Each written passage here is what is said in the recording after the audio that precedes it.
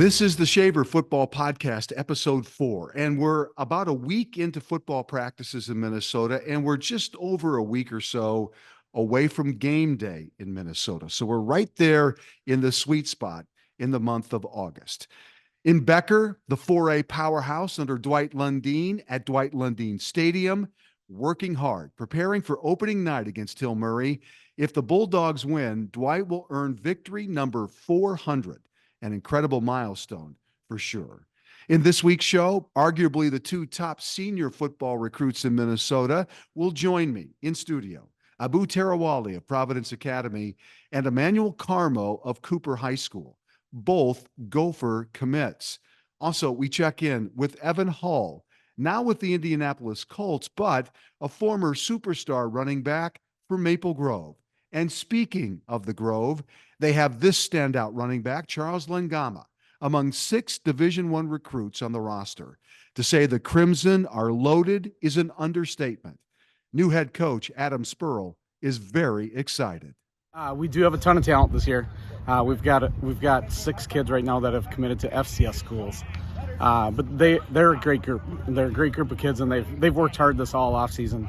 But yeah, it's going to be a matter of getting the ball into the running back's hands, wide receivers, tight ends, quarterback doing his job. We've got a ton of offensive skill with high level talent.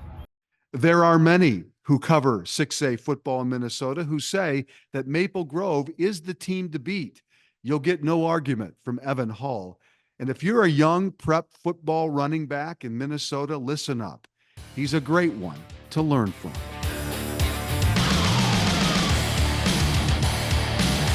Well, we're in the middle of August, and it is training camp time for NFL football teams. And joining me right now is Evan Hall, who is a running back for the Indianapolis Colts, but we remember him around here in Minnesota as the star running back for Maple Grove High School back in 2017 and 2018. Good to see you. Congratulations on your football journey so far. How excited are you for the 2024 season and playing for the Colts? Well, first off, good to see you too. Yeah. Appreciate it. I'm so excited because, as you know, just not getting much of a shot with the injury last year, being back healthy again all through OTAs, and then being able to have like a real true off season coming into this year, being able to prepare the way I want to. It just got me really excited because physically, I feel the best I've ever felt, and mentally too. Just is so excited to play football again and just be in that grind mode again, of the season and the preseason and things like that. I just can't wait. For folks that don't know, Evan played at Maple Grove. He then earned a scholarship to play football at Northwestern, and then from there drafted in the 5th round by the Colts in 2023. So this is only your 2nd year as an NFL football player. What is it like to be a young NFL football player? You got a lot more time on your hands, I would say, for sure, coming from college to the NFL. In college, everything is pretty much segmented for you. Your meal schedule, your training time, when you're in the weight room, meetings, and they really have control over your schedule, I would say 80% of the time. And that goes down a lot when you get to the NFL because now it's like you're a professional now. So you're responsible for getting yourself ready to play. So there's a lot of freedom in that, which is really exciting, because you can really take your game to another level and find out about just the minute details of how to get better in that small incremental way. But at the same time, it can be a little scary too, because it's like this is my first time really having all this freedom. And so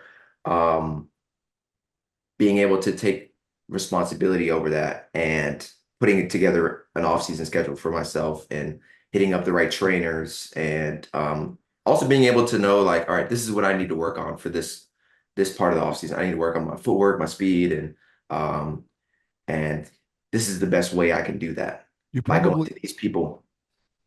Yeah, you probably tap into veteran players though too, right? I mean, Absolutely, yeah. they lead by example. You learn from watching them. Yeah, I've leaned heavily on Jonathan Taylor this offseason, getting to work with him and his trainer a little bit down in Florida, just to see like, I mean, what's a Pro Bowl running back do to get ready for the season? I think it was really good. I think it was really important for me, knowing the type of goals that I have in this league, to be able to kind of just sit and take notes on a guy that has done it before and it's sitting in my room every day with the Colts. So I would be honestly an idiot not to at least ask those questions and get to see what he does.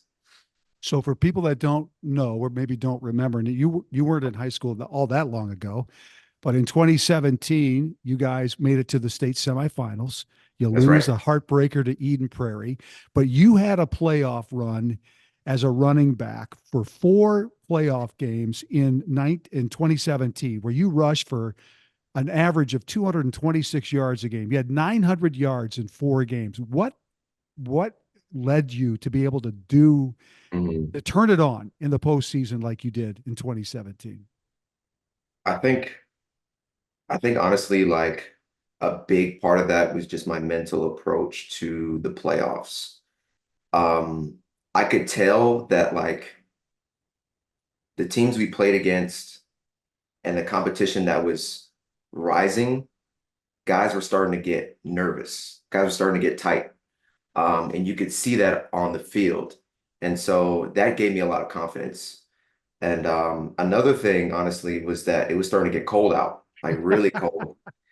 And I thrived off of that because I knew that everybody else on that field was freezing and they wanted to go home and they wanted to be in the warm climate. So just really, I think really just leaning into that part of the year, knowing the competition's going up, knowing it's getting cold out and it's going to get harder, um, and really just being like, all right, it's my time to shine. You know what I mean?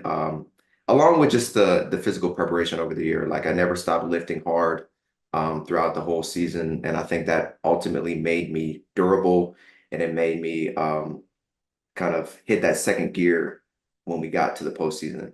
You're a great example of a young running back who is in the middle of their football journey. There are high school football players and coaches that are watching this and they're hearing from you. What advice would you give young running backs right now in high school Mhm. to prepare themselves to begin and have success in their journey, much like you have had? Ooh, that's a great question. Um, Believe in yourself. I know it sounds cliche, but like the only one you need to believe in you is you, at least to start out with. And eventually you're going to get people to kind of tag along with that. But I remember, even like my junior year when I said I was going to rush for 2,000 yards, nobody believed me then, but I believed in myself that I was able to do it. Um, and so I would say that first and foremost, you have to be your biggest fan in that regard. But what comes with that is the work alongside that. Um, and it was a lot of hours getting in work on my own outside of the like the high school programs and things like that. Especially footwork. It's just me, some cones, in my headphones or a speaker and a ball, and I was just getting after it. And that really helped me honestly build my confidence in my game, but also just help me have the best footwork um, of any high schooler out there. And I think that's really what helped me kind of propel myself. It's kind of like being a professional athlete in the sense that you have the time Hmm. to use for yourself and you've got to take advantage of that. There's not coaches around. They may have set a schedule for things they want you to For do, sure. but you don't wake up one morning and you're a great running back. It takes Most definitely. work and you got to love the grind. Yeah. Otherwise it's not going to work. And that sounds like that's what you did in high school. You put yourself to the test and love the grind of getting better. You definitely have to enjoy the process and just become obsessed with the little details in the process. I would say that's really the biggest thing. Um, Going from year to year, I always knew there was something I needed to focus on to get better at. And it's hard to do sometimes because, it's not fun working on your weaknesses, but that's how you become the best is making those weaknesses into strengths. But you got to have the kind of diligence to be able to look at the film and see, all right, this is what I need to work on, or have the diligence to talk to your coach. And if you're not playing, talk to your coach about why you're not playing. I've done that many, many times over my career. My freshman year, sophomore year, and even in college too, like freshman, sophomore year, those same conversations were being had. I actually, And sometimes, Evan, that's not easy to hear, right? As not to at all. why you're Yeah, not playing. So you have to take some of that to heart, maybe for drop your sure. pride down a little bit and maybe change some things. For sure. Yeah. Because it was literally the same conversations I had, like um talking to Coach Lombardi, like my sophomore year about, getting more time on the field. Um, then come back 4 years later, my sophomore year, going into my junior year in college. I'm calling him on the phone, Coach Lombardi, and he's telling me the same things. Like you gotta have that conversation like we had with your offensive coordinator and with your head coach about what you can improve on. And those were tough conversations, but it helped me grow not only as a football player, but just as a man too. Being able to have those types of conversations. And I think honestly, that's probably the hardest part of succeeding as a young athlete, because everybody wants to like have their coach just tell them what they want to hear. A lot of times, and you got to have that kind of toughness to be able to take that hard coaching, um, whether you like it or not, and implement it. And that's what's going to get you on the field. So, I mean, that's what I did. And I encourage anybody that's in that situation that's looking for that time on the field to talk to your coach and then see the ways you can implement whatever he has to say. We talk about this all the time, but NFL players will say the most enjoyable time for them that they've ever had playing the game of football was when they were in high school. And you're Mm, so young into your career right now that maybe you're not looking at it that way. But I talked to Frank Ragnow, the mhm, All-Pro center for the Lions, and absolutely said without a doubt that was his most enjoyable time. What was it mhm. about Friday nights at Maple Grove that made it so special? It's just guys that you grew up with. I mean, guys that I'd been in the same lunchroom, classroom with since I was in, second grade. And we're all out on the field. So it's just, I would say it's a bigger chemistry among the team because you guys have been together playing tag, in each other's backyards, playing Ben 10, with your action figures at home. Like those types of things, you can't really recreate that when you get to the next level. And I think I understand that for sure because I mean the other part of that is like once you get to college, everything's a little bit more commercial now. There's TV timeouts, there's things like that, and so it doesn't feel as pure, I guess. Yep. Um, and with high school football, it's the purest form of the sport you can get for sure in that sense. What's the best advice you ever got as a high school football player that maybe you still use today?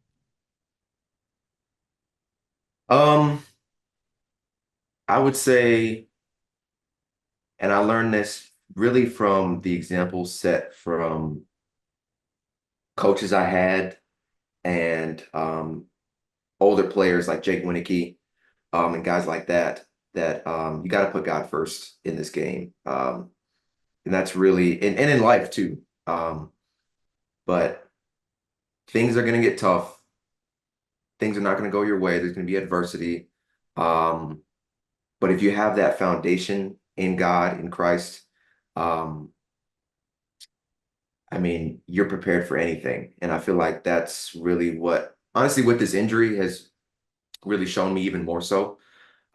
Because growing up around guys like that in high school and things like that, I've always, seen guys who put God first, but then to actually be in a moment where you really have to make that decision for yourself and be stuck with that adversity that you really can't get through on your own.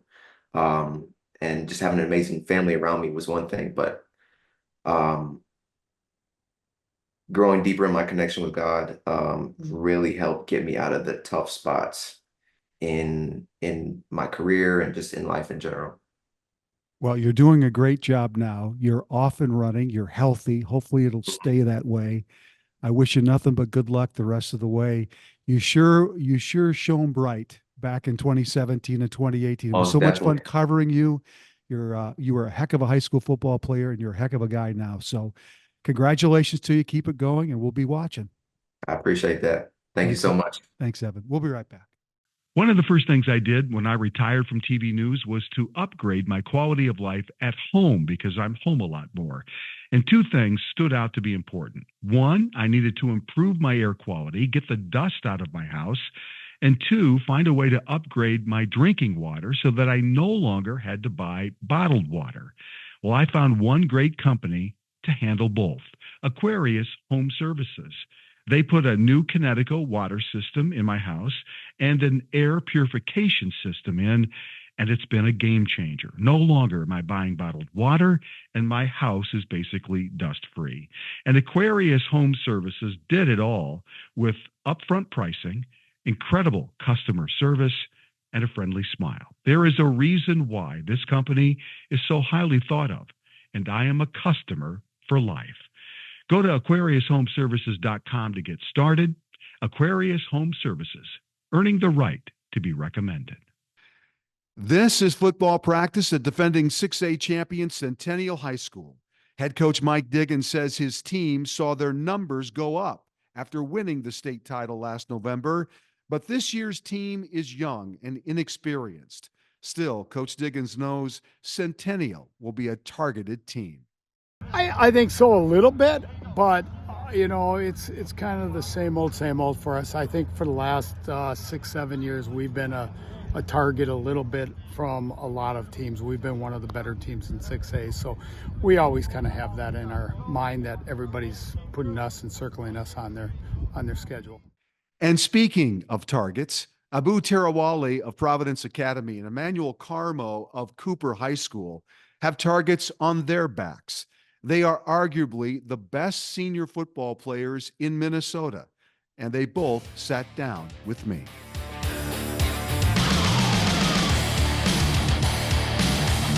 I have two Gopher commits with me in studio today, Abu Tarawallie from Providence Academy and Emmanuel Karmo from Robbinsdale Cooper.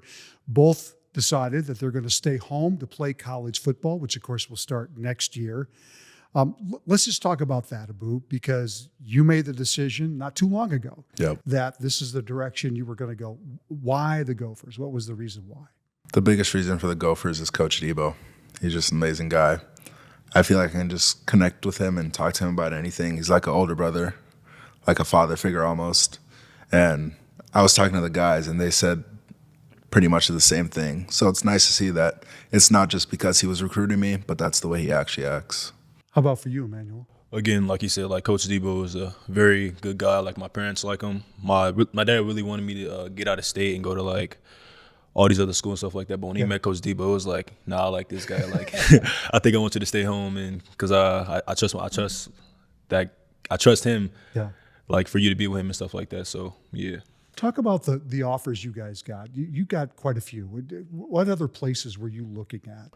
Yeah, some very big schools like Ohio State, Oregon, Penn State. But these schools are not what you think they are. Like, I felt like Ohio State wanted me to commit because like they're the Ohio State and stuff like that. Sure. But Minnesota is like, they want me for my development and stuff like that. And I feel like I can definitely get better there. How about for you, Abu? What was your situation? Your situation a little bit different because you missed last year because of an injury. Yeah. So I didn't play my junior season. I tore my meniscus, had surgery. I was out for 6 months.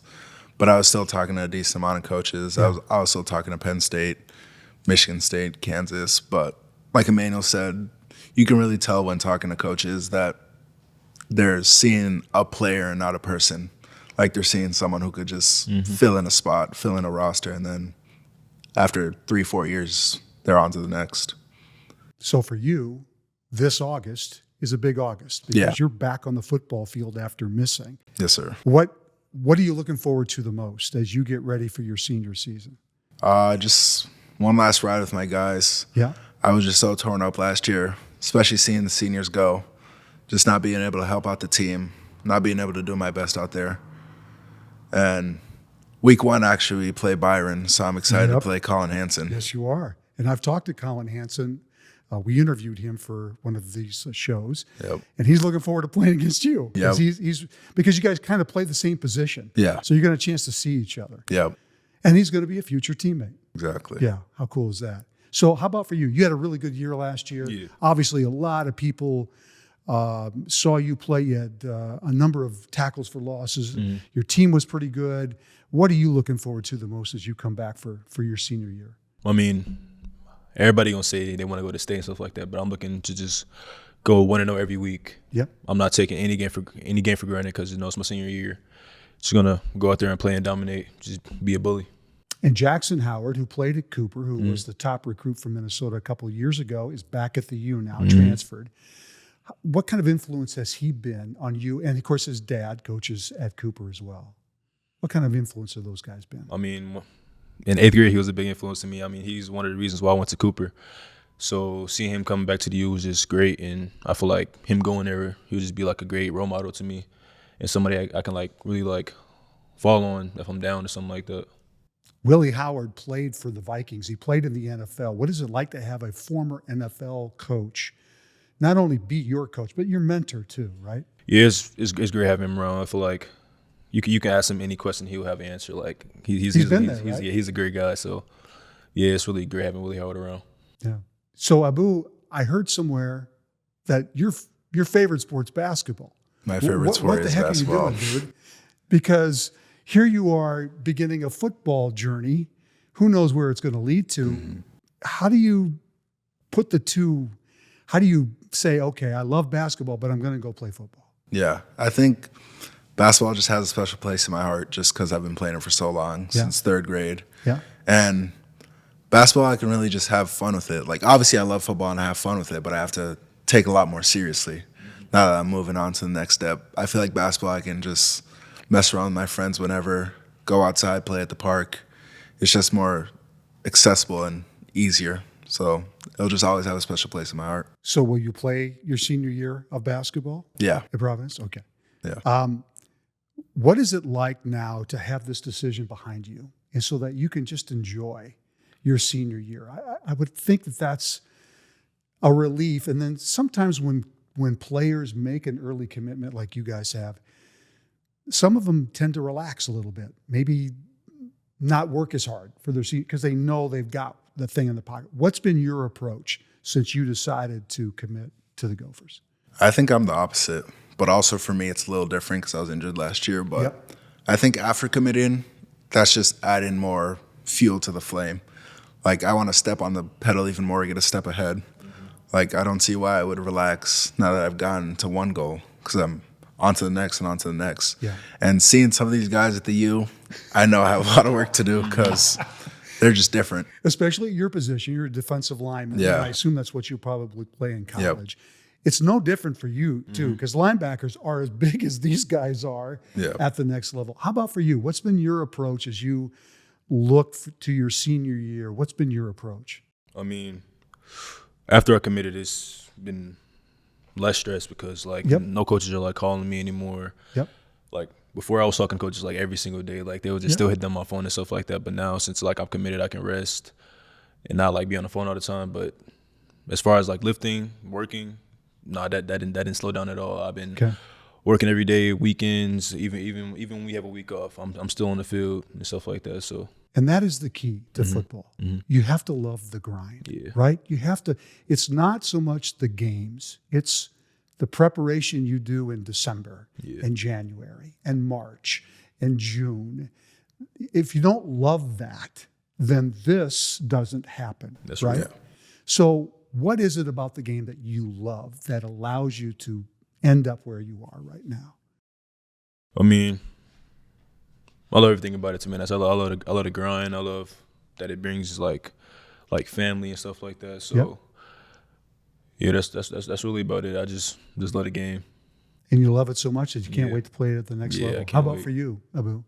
I would say, I tell my friends this all the time, but my favorite part about football is the practice. Really? And they look at me like I'm crazy. Man, they would look at you like you're crazy. But when you think about it, like, our old defense coordinator who passed away not too long ago, he used to tell me he would always play football until he didn't want to go to practice anymore. Yep. And that's how I look at it. Yep. Like, I'll always love the game until I wake up one day and I think, I don't want to go to practice, or I'm going to skip this rep, or I'm not going to do this. And if I ever get to that point, then I'll know it's not for me anymore. But until then, I'm going to keep pushing and keep plugging away. It's funny you say that, because when you talk to coaches like Dwight Lundeen, who's been at Becker, starting his 55th season as head coach, or Mike Malin, who starts his 56th season as head coach at Verndale, the thing they'll tell you is, the day I don't want to go to practice is the day I'm done. Because they love the grind, they love the games, but they love the practice. They love that interaction with their players. And that's what it sounds like from both of you guys, that's what you love the most. All right. There's football players out there watching, young players, they're sophomores, they're freshmen. They want to have the football journey that you're having right now. And it's not just about the measurables. You guys have the size and all that kind of thing. What advice would you give young players out there right now who see you and say, I want to do that too? How do I get there? What things would you say, Emmanuel, they should focus on to get to where you are right now? Yeah, I mean, I know everybody say this, but like, just work hard. I never see nobody like work hard and fail. So, I mean, I was a skinny little scrawny kid coming in my freshman year. I had like a little blood on me and stuff like that. But I would just work and work and work. And that's how it got me where I am now. So, yeah. And when you say work, you're talking about lifting weights? No, I do everything. So I'm But everything. But I mean, that's part of it, right? Yeah. You're working on your feet. You're working. You're doing film study. You're doing all of the things that make you a well-rounded football player. And grades too. Keep them grades up. That is really the key too, right? Because if you don't have that, you could have all the potential in the world and it may not matter. How about for you? What advice would you give young players out there? I would say just don't compare yourself to anyone. Like, you're not living anyone else's life except for your own. So you can work towards someone, but don't try to be like someone. Yeah. Do your own thing and you'll end up on your own path. And like Emmanuel said, grades are the number one thing, which my mom tells me all the time. But before I didn't want to believe her, but it's really true. Like, you can't be anywhere without the knowledge, even on the football field. Yeah. If you don't know what you're doing, you could be the best athlete out there and you could just be lost. Yeah. So what are you looking forward to the most this season? I kind of probably know the answer for you. You can't wait to just get out there, right? Tell me about what you're looking forward to the most. Just the Friday night lights. Obviously, I was there with my team, but it's just not the same when you're not on the field with them. Yeah. You're not understanding what they're going through. It's just not really the same. So I'm just excited to be out there. Every day I wake up, I think about August 29th. I have it marked down on my calendar. I can't wait for that day. How about for you? What makes Friday night so special for you? I mean, I just can't wait to see 1-0, 2-0, 3-0, 4-0, 5-0, and just keep seeing like how undefeated we are and just prepare for playoffs. My bad. Yeah. Well, I appreciate you guys coming in here. It's exciting to see young guys get the opportunities that you guys are getting. And I know that leadership is a part of what makes you guys who you are. And when I've talked to your coaches, I've talked to Colin, I've talked to Willie about you guys. You guys really exemplify that in so many ways. So I wish you nothing but good luck this season. Thanks for doing this. I appreciate Thank you. it. Yeah. We'll be right back. I was visiting with my friends over at Truestone Financial the other day, and they're just a warm and welcoming group. They're known as the Neighborhood Credit Union, and I think that's the best way to describe them. When I'm at Truestone, I feel like I'm chatting with my neighbors. Combine that personality with a full menu of services and a lot of financial expertise, and you have a winning combination. Whether I need a checking account, a car loan, even a mortgage, I know I'm going to be working with smart, friendly people. With 23 locations in Minnesota and Wisconsin, you're not far from a Truestone neighborhood. Visit a branch near you or learn more at truestone.org. Truestone is an equal housing opportunity lender. Well, Minnetonka football will open the season against White Bear Lake, and the Skippers under head coach Mark Ash says they're ready to roll, and they've changed their defense to a 3-4 under new D coordinator Matt Lombardi, the former head coach at Maple Grove. It feels like a perfect match at Minnetonka, who may blitz more in Game 1 Thursday night, August 29th, than they did all last season. Next week, we reveal the results of my coaches poll. I surveyed every football coach in Minnesota to find out who are the teams to beat in each class and who may be the best players in each class. Plus, next week, Quinn Carroll, the Gopher offensive tackle, will join me, and also future Gopher and star at Byron High School, Colin Hansen, will be here. And also Roman Voss, the great junior quarterback linebacker from Jackson County Central. That's next week, which, by the way, is Game Week. For producer Alex Haugen and the great folks here at Talk North, we'll see you next week.